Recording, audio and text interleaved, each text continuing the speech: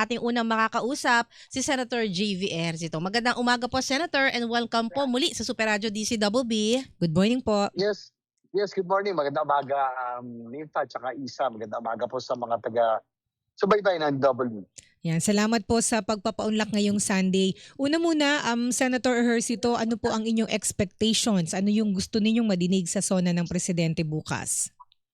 Well, alam mo, sa akin Ninfa, Isa, siyempre usually ang SONA kung ano yung accomplishment tsaka yung plano pa ng Pangulo, no? Itong darating na itong last 2 years. Halimbawa, yan po madalas ang kini-expect natin sa SONA. Pero kasi po, yung isang taon, kakaiba, no? Talagang yung sinabi, yung kanyang SONA tema, yung mahiya naman kayo. Yes.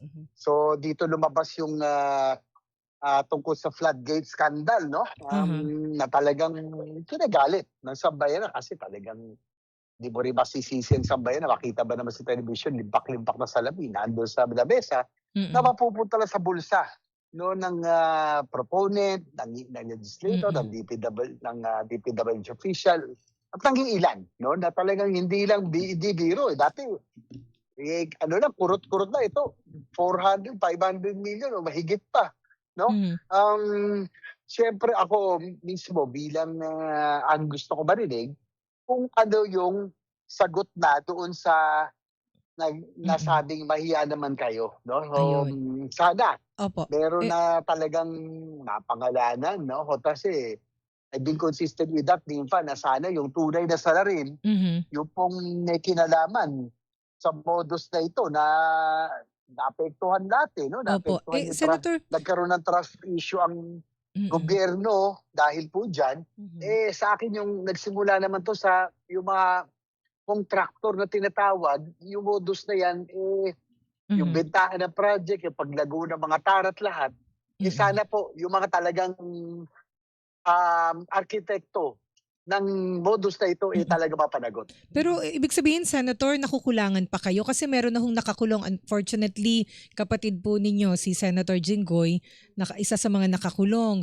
Meron na rin hong tawag dito, DPWH Secretary Bunoan, mga kontratista, yung mga diskaya. Pero nakukulangan pa ho ba kayo, Senator? Nagpalagay ko kasi tulad din ng ng marami nating mga kababayan, kahit alam ng marami naman.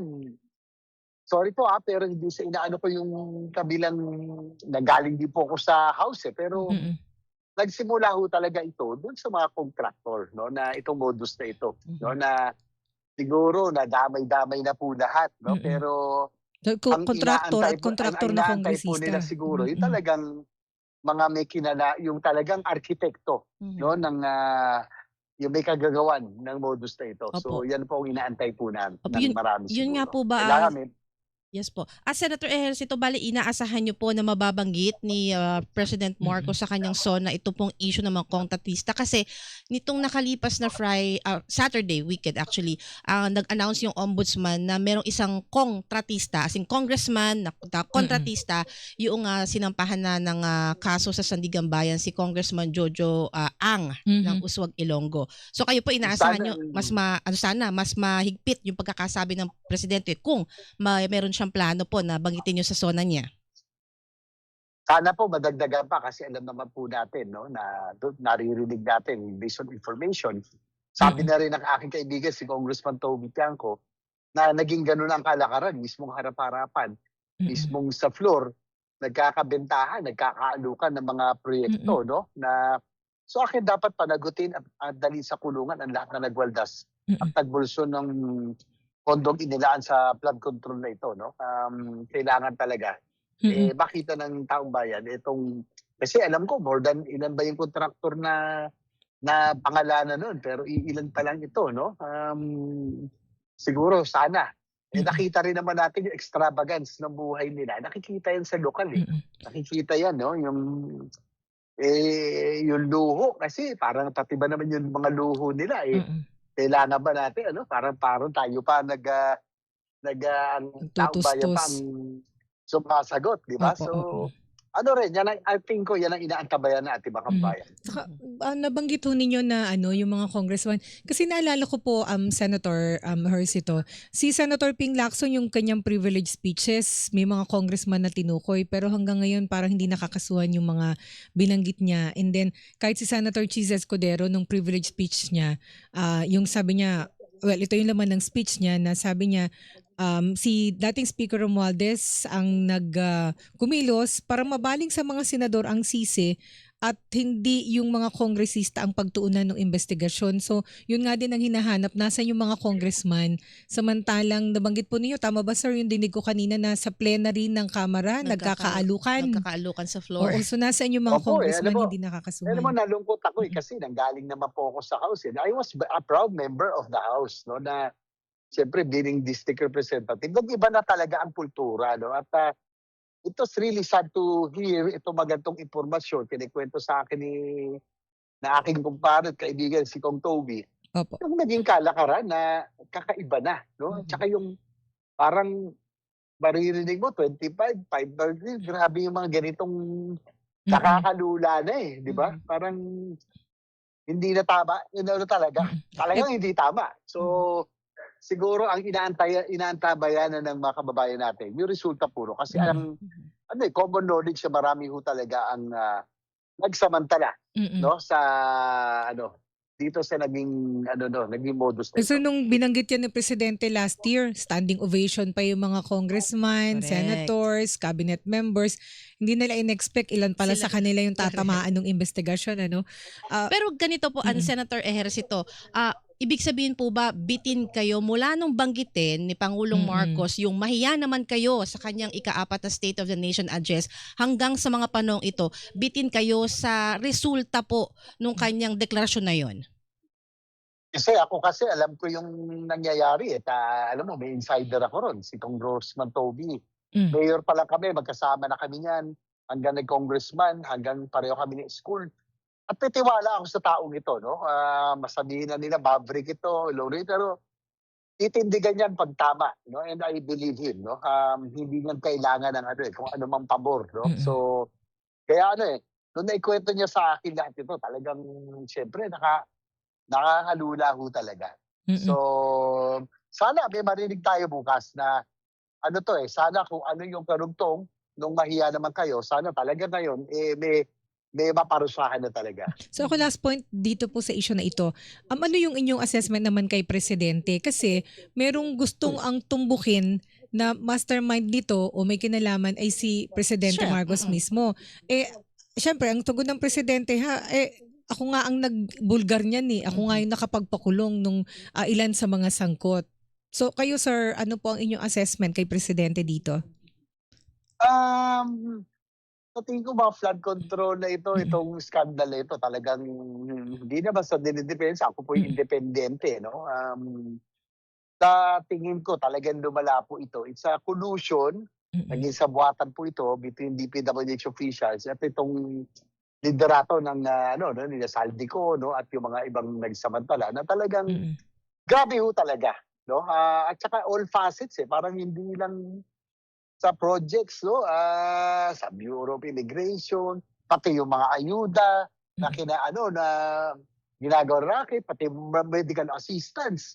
Narinig ko kung paano nila bibigyan ka ng bawat probinsya, pero yung supply ng gamot at saka Sa kanila medical rin. equipment sa kanila galing. So, ginawang negosyo, no? Kaya nga sabi nga ni kung sana may certainty of punishment na talaga na pag may nakulong siguro dito, magtatanda na ang taong bayan, yung mga nasa gobyerno. Matatakot na Ang problema, walang natatakot sa atin, no? Walang nagtatanda. At sana maging lesson po ito na yung kung gusto mong magnegosyo, kung nasa construction ka, proyekto, huwag ka pumasok sa politika. Kung nasa politika, huwag ka papasok. Nangyari, napaghalo Kaya Diba? nga po Naghalo no? Tsaka So, sir, lumaki pa yung conflict of interest, no? Marami hong ganyan na nangyari. So, sana po, painful lesson to, hopefully, yung mareformang sinasagawa, sinimulan natin, hopefully. Gaya po, ako yung chairman ng Committee on Finance. Mhm. May mga reforma tayong isasagawa Mhm. para po maiwasan na itong ganitong pangyayari muli. Bilang nabanggit yun na po yung mga Yan, reforma, ayan. Dito At po chairman sa ng Finance Committee. Yes, at kayo po yung chairman ng Finance Committee. Sa pagbubukas po ng second regular session ng 20th Congress, ano po yung mga legislation na inyong tututukan? Kabilang ho ba, yung sa binanggit nyo po, yung sa conflict of interest? Kasi sa House of Representatives, meron na nag-file ng bill dyan, isa si House Majority Leader Sandro Marcos, na kapag official ka, wala ka dapat mga kontrata sa Yes, gobyerno. meron din yan si Senator Jesus Codero. Mhm. Up to 4th degree pa nga. Mm-mm. Sorry. Yung, bawal sila mismo yung incumbent at yung kamag-anak nila up to Yan. 4th civil degree. Actually, dapat, ano na yan kung kinakailangan ng batas para mas strengthen ito, ma-reinforce, Mm-mm. bakit hindi? Susuportahan po natin dahil sa nangyari pong ganito skandalo. Mhm. Pero para sa akin, given dapat yung conflict of interest. Ngayon pa lang, alam na natin yan hindi natin sinasagawa, no? Pero maraming loopholes, gumagamit ng dami, maraming, halimbawa, yung isang kumpanya na nakakakuha ng mga dapat hindi pag-aari ng simba politiko, pero alam ng marami, pag-aari ng politiko ito, Pwede- no? Na itatago lang sa mga korporasyon. So, kung kinakailangan natin yung enforcement para maiwasan na po ito, siyempre tayo susuporta. Pero ang isa sa aking sinusulo ngayon, yung matagal ko ng advocacy, yung po sa infrastructure development, no? Kasi ang tingin ko, ito yung kailangan na ating bansa para makahabol tayo sa ekonomiya. We need to improve our infrastructure, railway system, yung mga airports, ports, para maging attractive. So, kaya ako nabanggit ito, we will hit two birds with one stone. Kapag may master plan na tayo for infrastructure and national development, maiiwasan na yung mga ganitong anomalya na kumbaga basta magproyekto na lang kahit hindi kailangan, no? Ay kailangan nasa master plan, kailangan merong approval ng probinsya at ng Regional Development Council. So yun yung mga safeguards sa ating pong ginagawa para maiwasan. Kaya ako po, pinupush ko po yung master plan for infrastructure and national development.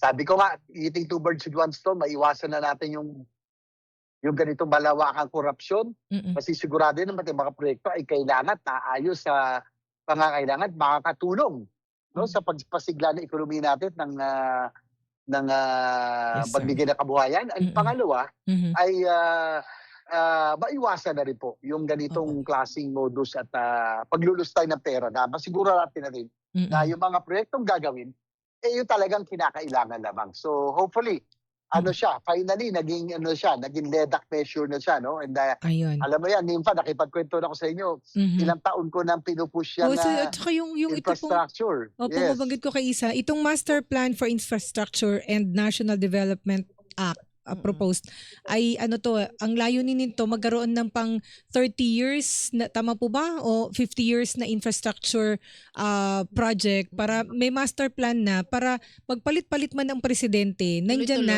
o natuloy-tuloy na, kasi pag nagpapalit ng presidente nagbabago yung project o 6 na taon. So iba yung priority ng isa, pagdating ng panibagong presidente mababago na naman. Tama yun, Nympha, kasi probably because of our political system na base yung national office, no, yung presidente, ang termino 6 na taon lamang, yung local 3 taon.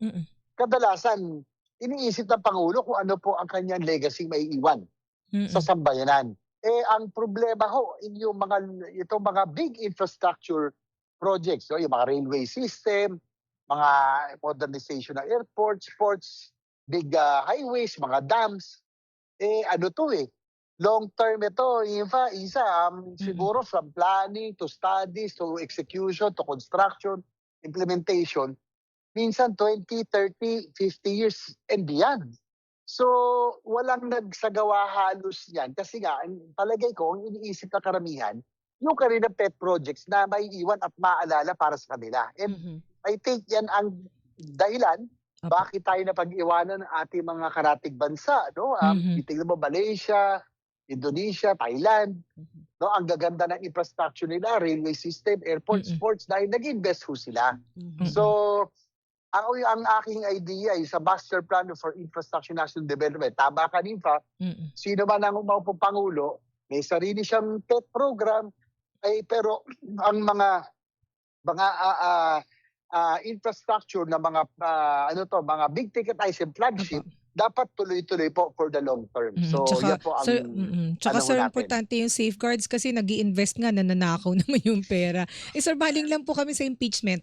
Meron pong proposal na well, ito po ay sabi ni Senate President Sherwin Gatchalian, na pag-usapan daw po nila ni Senator Cheese Escudero, presiding officer ng impeachment court, na baguhin po yung takbo ng trial. Yung Sa halip sequence. na yung sequence, sa halip po na ipatapos sa prosecution panel yung presentation sa lahat ng 4 na articles of impeachment ay gawing isa-isa. Kumbaga salitan. Oo, kagaya po ngayon, tapos na kayong pagtalakay sa Article 1, yung tungkol sa grave Article threats. 4, Article 4, sorry, Article 4. So sa halip na tumalon dun sa Article 1 na tungkol sa confidential funds ay dito sa allegation na grave threats ay sundan na po ng presentation ng defense panel. Well, nasa sa kanila po yan, no? Mm-mm.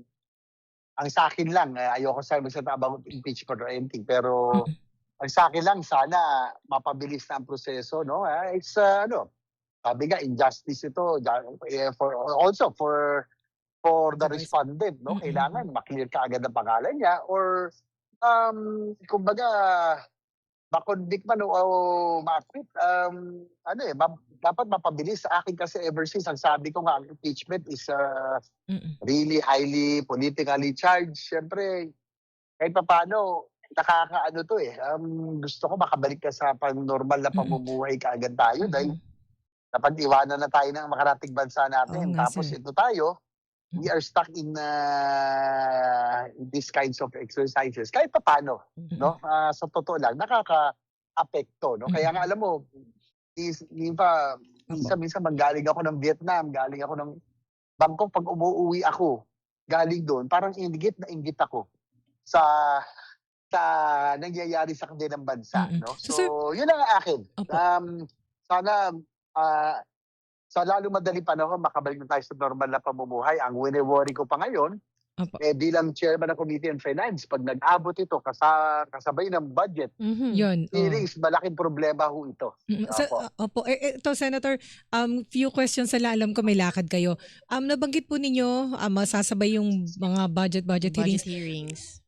Tama ba? Sabi ni Senate President Gatchalian, possible hanggang Sabado kayo magtrabaho kasi session nila at saka impeachment trial ay Monday to Wednesday. Yes. So ang pagkakataon para sa mga committee hearings, Thursday and Friday. investigation, Thursday and Friday, at kung may budget hanggang Sabado, kayo po ba ay game doon?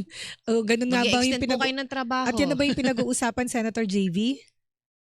Kung mo ang walang choice, kung mag-aabot, talagang gano'n ang mangyayari. Talagang kulang sa oras. Nakita nyo naman kung gaano kalaki kinukain na oras ng impeachment hearings, no? Tapos ang budget, alam mo, magdamagan yan, no? Kaya talaga ako, mula nung na-appoint ako bilang chairman Committee on Finance, lahat po nakapag-break, ako po, tsaka si Senate President Gatchalian, hindi na ako nakapag-break, no? At sa pag-prepare dito sa budget hearings, nagkaroon na kami ng mga briefings sa mga economic team at lahat para malaman natin yung estado po ng ating pong financial standing. So, tsaka yung reforma, of course, na ating pong plano na isagawa, ay ginagawa na ho natin para,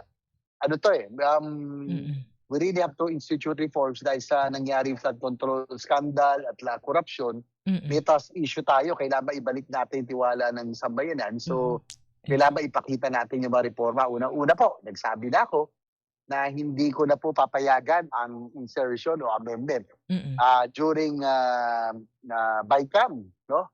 So, wala na yung mga last-minute insertions at iba pa. At magiging transparent tayo, magiging open BICAM and all. Ayun, so bukas pa rin po kagaya last year po na first time kasi last year so this time rin po bukas pa rin ulit sa media at sa publiko, naka-livestream pa rin yung mga BICAM meetings. Open BICAM. Ganon din po, no? So open BICAM mo tayo, tsaka we'll practice transparency. Siguro ang iba lang na tingin ko kailangan natin gawin dahil sa ating pong fiscal space at sa nangyaring mababang spending at lahat, bumagal ang takbo ng ekonomiya rin talaga because of Mm. that. Opo. Natakot lahat no? Natakot magnegosyo, matakot pumasok magkontrata, Yes, sir. matakot pumasok ang mga kontraktor, marami Kaya ng nga. gate, lahat natakot So, okay, ano yun? I am for accountability. Kailangan, Mm. sabi ko nga, lahat ng salarin, mapanagot. Pero at the same time, kailangan din natin magduwag ng konti Opo, opo. para naman yung ekonomiya naman natin, no? Kasi Kaya masyadong second quarter na, halos wala pang gumagalaw na proyekto. Mm. Kailangan nating habulin sa third and fourth quarters ito. Opo, This opo. year, almost 1 year na. And yan po ang lifeblood ng ekonomiya ho natin, yung infrastructure development at spending Yes, sir. ng gobyerno. So we need to play catch up. At the same time, balancing act na yung accountability. Opo. Kailangan yung reforma, mabantayan natin. Pero at the same time, kailangan din natin bilisan, no? Yung Yes. Yung spending. ating yung mga proyekto para makahabol po ang ating mga infrastructure development and Opo, also yung ekonomiya po natin. Yan. With that, sir, maraming salamat po sa oras na ipinagkaloob ninyo sa Thank you so much DCWB. po. Sa ulitin po, Senator. Thank you po. Yes, salamat. Maraming salamat sa pagkakabigay pagkakataon. Sana pagdasal nyo na Mm-mm.